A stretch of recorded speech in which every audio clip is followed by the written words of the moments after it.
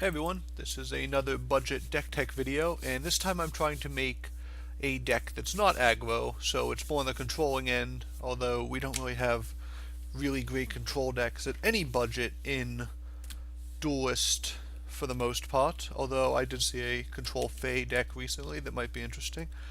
But this is a control budget Kara deck, and what we're going to try to do is use her new Bloodborne spell, which gives any minion you summon this turn +1/+1 in conjunction with cards such as Bone Chill Barrier and Jaxi and Fenrir Warmaster to summon efficient minions to control the board, while we use some spells like Cryogenesis and Aspects of the Fox to remove big threats and outvalue our opponent over time rather than trying to win through going face like most of the decks we've seen so far.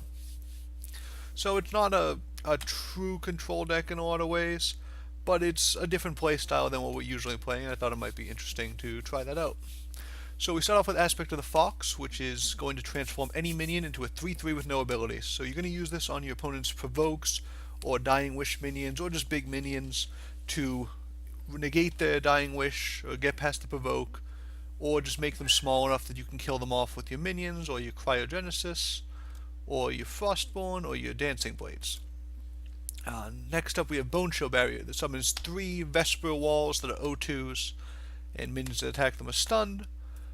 With Kara's Bloodborne spell, there'll be 1/3 walls so they can attack, and with the Glacial Elemental, it will do 6 damage divided 3 ways, 3 sets of 2, and will help you control the board, and that's a very strong play, is going Glacial Elemental into Bone Chill Barrier and taking control of the board that way while protecting your vulnerable utility creature Glacial Elemental. Then we have Chromatic Cold, which is a Dispel a space, and if there's an enemy minion or general, it deals 2 damage to it. So this is another removal, and Dispel helps you control the early game. If you play a 2, sometimes you'll use it to remove that minion, and you'll develop your minion of your own. So you kind of just steal back the tempo that way.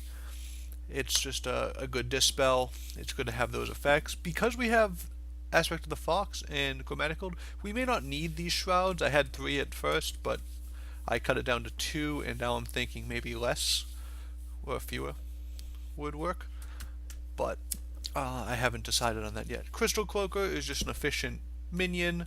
It has Infiltrate +2 attack. You're not going to be that aggressive, so you won't always be on the opponent's side, but you can still fight around kind of the middle columns and get the Infiltrate bonus. So just a good 2/3 to lead off with in a lot of cases. Although you could go with a Healing Mystic or another 2/3 in that spot if you'd like. But we do want to have some Vespers because it has synergy with the Glacial Elemental and the Cryogenesis. Next, we have the Shroud we talked about, just another silence effect, but maybe something we want to look to sub out. Jaxi is pretty cool because if you use it to trade in on the turn that you use your Bloodborne spell, the ranged mini Jax will become a 2/2. And a 2/2 ranged is much stronger, significantly stronger than a 1/1, because it can't be pinged off, and you're doing twice the damage. So, if you can get that interaction to work out, Jaxi becomes very, very strong. So that's what we're trying to do. The non-budget Kara sometimes uses Jax True Sight, which will summon 5 of these, and that's one of the powerful interactions in that deck. So we're trying to replicate that on a budget. Cryogenesis deals 4 damage to an enemy minion, draw a card. So this is kind of emblematic of the style of deck we're playing. We're not winning with face damage, and we're not winning with big finishes. We're winning with card advantage. So we're going to deal 4 damage and remove one of their cards with one of our cards and draw a card from our deck. And it doesn't really matter that that's a Vespyr. That's incidental to us in most cases. It just matters that we're drawing cards. So if we are able to keep trading 1 for 1 and getting value out of all our cards, we're going to outvalue them longer as the game goes on. Even if they're playing strong minions, we still have the silences and the Aspect of the Fox to negate some of the powerful cards that would usually outvalue us. So this is what we want to do in a lot of cases. Deal with one of the enemy's cards and get another card to replace our own card. Warmaster is a decent body, but it's a little over cost at 3. But it summons a 3/2 in its place when it dies, and if you trade it in after you use Kara's Bloodborne spell, that will become a 4/3, which is a lot more powerful than a 3/2 because it takes more than one general attack. It's a lot harder to kill. Usually with Kara, this wouldn't be that good because buffing the front half of it isn't as useful as buffing the back half, because when the back half would pop out, it was very easy just to kill off with the general. So this is a decent minion for contesting early. If you can trade it at the right time, it's good. But if you can't, you're just trying to get a little bit of value out of the 3/2. Try not to let it get killed off for free on the enemy general, because the damage to their face doesn't matter that much because this is not a face deck. Next, we just have Glacial Elemental, which whenever we summon a Vespyr minion, it deals 2 damage to a random enemy minion. And this is very strong, and this might actually be a reason to play something like Snow Chaser, which we elected not to play. But we do have the Crystal Cloakers, the other Glacial Elementals, Snow Ripplers, and we will be able to draw these with Cryogenesis, as well as the combo with the Bone Chill Barrier, which is one of the powerful interactions. So we should have enough Vespers to get a little bit of value out of this, but this is something we consider if we would take out Shrouds, maybe putting in a couple more Snow Chasers, and get that value engine going, because you can attack with a Snow Chaser, then play it again and get the 2 damage. So this is a card that will help you control the board in the early and mid turns, and hopefully you can snowball that advantage, because if they're only playing 1 minion a turn, all your damage from this will be targeted on that minion, and it'll be easier just to control the board as it goes. Then we just have the Tigers. This is not as good as in the old Kara, where it was kind of an inevitable rush, death machine, but this is still a utility creature. It still gets buffed once with the Kara Bloodborne spell, and just can be used to, do 4 face damage or kill off enemy units, and it's still very strong. We only have 2 because it's not as strong as it used to be, and we were kind of heavy on the 3s with, I think we're at 13. So next up is Snow Rippler. This isn't that strong of a card. It's a 3/4 for 3, but the Infiltrate allows us to, if it damages a general, we can put a Battle Pet into an action ball. And that's just basically what we're trying to do. This is also a Vespyr, so it has that synergy. It's just something that can draw us incidental cards. It survives pretty well because it's a 3/4. That's a good amount of health. And hopefully if you can get just 1 Battle Pet out of it, it's usually you still want to use it to trade most of the time, but as the game wears on, if you're able to get 1 Battle Pet out of it and you can use that to replace and draw another card, it becomes a decent value proposition there. Next we have Avalanche, and this is just a one-of. We have a couple one-ofs in this deck, and it deals 4 damage to all minions, including yours and yourself on your starting side of the board, and stuns them, so they can't move or attack that turn. And this is a pretty strong card if you can get your opponent to play into it. You do have a couple Infiltrate minions, so you do often want to be on the enemy general side, so you might try to take the fighting over there.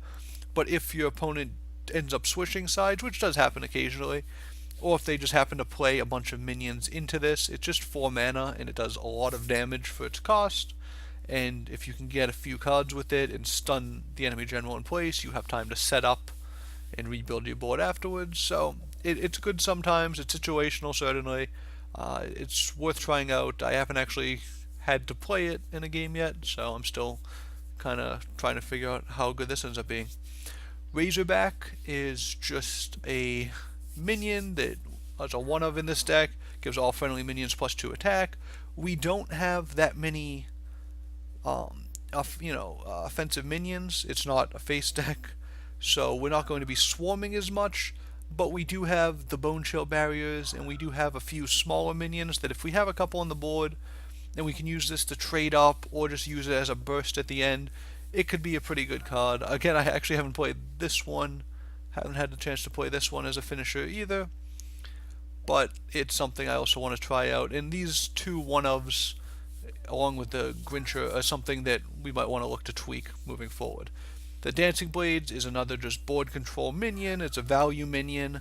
It's pretty much our top end. We're not going to be winning with big minions. We're going to be winning by clearing off the enemy side of the board, depleting them of cards, and having the last minions remaining. So Dancing Blade helps us do that, kills off one of their minions, gives us a minion.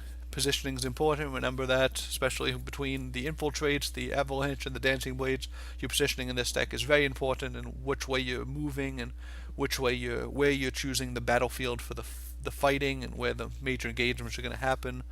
You want to be cognizant all throughout the game that you might draw these cards. So you want to position beforehand, so you get in situations where your cards do what they need. I had actually one game where I had a really tough time because I didn't position well for Dancing Blades and I couldn't get it where it needed to be.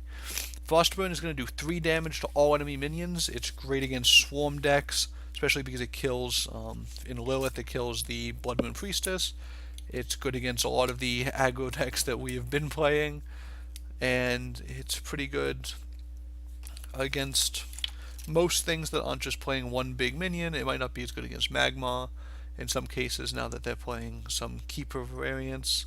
Might be not that good against some variants of Lionar if they're playing kind of the bulkier minion ones, but right now Tempo is really popular, so this is actually pretty decent.